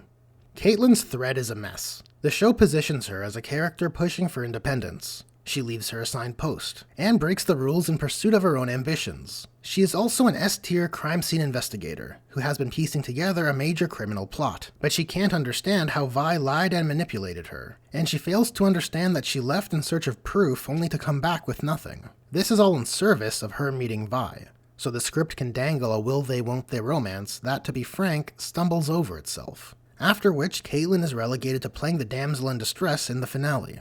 I like Ekko quite a bit. While his influence on the plot isn't massive, his role remains significant, and he has great presence on screen. Though, like Marcus, the script does contradict his established motivations, so Vi and Jinx can't reconcile, and the show can have the label of a tragedy. And in exchange, Ekko and Jinx gain a technically marvelous sequence that oozes style, and while it would be unfair to say it lacks substance, I do find the substance it implies only goes so far. Jayce is, for the most part, a fairly consistent character. But more than any other, Jayce is sacrificed on the altar by the script. He makes the error of approving Vi's release from prison, which could be retroactively explained, but we don't get anything to justify it. But what really does Jayce in is his choice to let Vi walk away with 2 hex spheres and 2 hex-tech weapons when the entirety of his character has been focused on recovering the 1 hex sphere out of concern it will be weaponized. Oh boy, I've had many diatribes on Vi over the course of this video, so I will try to be brief. Vi is just the worst. She's a hypocrite, manipulative, insufferably self-righteous, ungrateful, petty, and repeatedly makes the same mistakes. I can't leave her again. I have to try. Will you? Of course, the presence of flaws doesn't equate to poor writing. In fact, if characters have no flaws, they enter the Mary Sue territory. However, while Vi is indeed a flawed character, as I have laboriously made clear, the script doesn't acknowledge it. Vi is constantly being portrayed in the morally correct light, where the other actors in the world do not identify or reprimand her for her positions and actions. So then, what purpose does having flaws or being a flawed character serve if it's not acknowledged? It gives me the impression that her numerous flaws are an unintended consequence of how her strong, abrasive characterization has been written. I have mixed feelings about Jinx. On one hand, there's a great deal of strong characterization that goes into who she is and why she makes the decisions she does. But on the other hand, is that a large amount of that leans heavily on Vi and Caitlyn's relationship, which I find to be poorly constructed. And once Jinx is hit with the floomp juice, I find much of the tension on her path to be deflated, due to the brain scrambly's impact on her capacity to make choices which lead to her redemption. This is Arcane. The plot has its fair share of contradictions, inconsistencies, and contrivances. For the most part, the character work is strong, with only a few who are mishandled, squandered, damaged, and assassinated through their utterly terrible decision-making. The world building, while quite solid, is made awkward through ignoring some key elements, like the existence of magic healing potions which can bring people back from the brink of death. I can think of a few others who would have benefited from magic healing potions. But nah, it's no big deal. It's not at all worth talking about. Or how about the flying AI-driven insectoid swarm microbombs, which nobody talks about? This world-altering technology, which is weaponized, is not acknowledged by any of our Undercity characters, or anyone in Piltover, the City of Progress, the faction whose #1 concern is the weaponization of technology. And the themes of tragedy are damaged under even a basic analysis, all leaning upon dangling the keys of a shallow, substanceless relationship to inhibit the reconciliation of an important one. And yet, it is a show many hold as one of the best of 2021. You may be wondering how this came to be. The answer, I believe, is that Arcane is affected by a very particular framing. It is somewhat hard to quantify, but I like to think of it like this. Arcane has the X Factor. What is the X Factor? Well, we can look at movies such as The Dark Knight, or Captain America: The Winter Soldier. It seems to be the case that when you have exciting action scenes, solid performances by the actors and animators, narrative and thematic moments of drama, a bangin' soundtrack,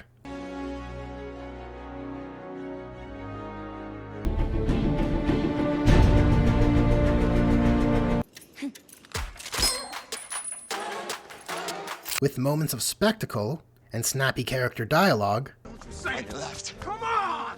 Oh, excuse me. I want to drive. Wait a minute, it's what a surprise. Bedroom? See you.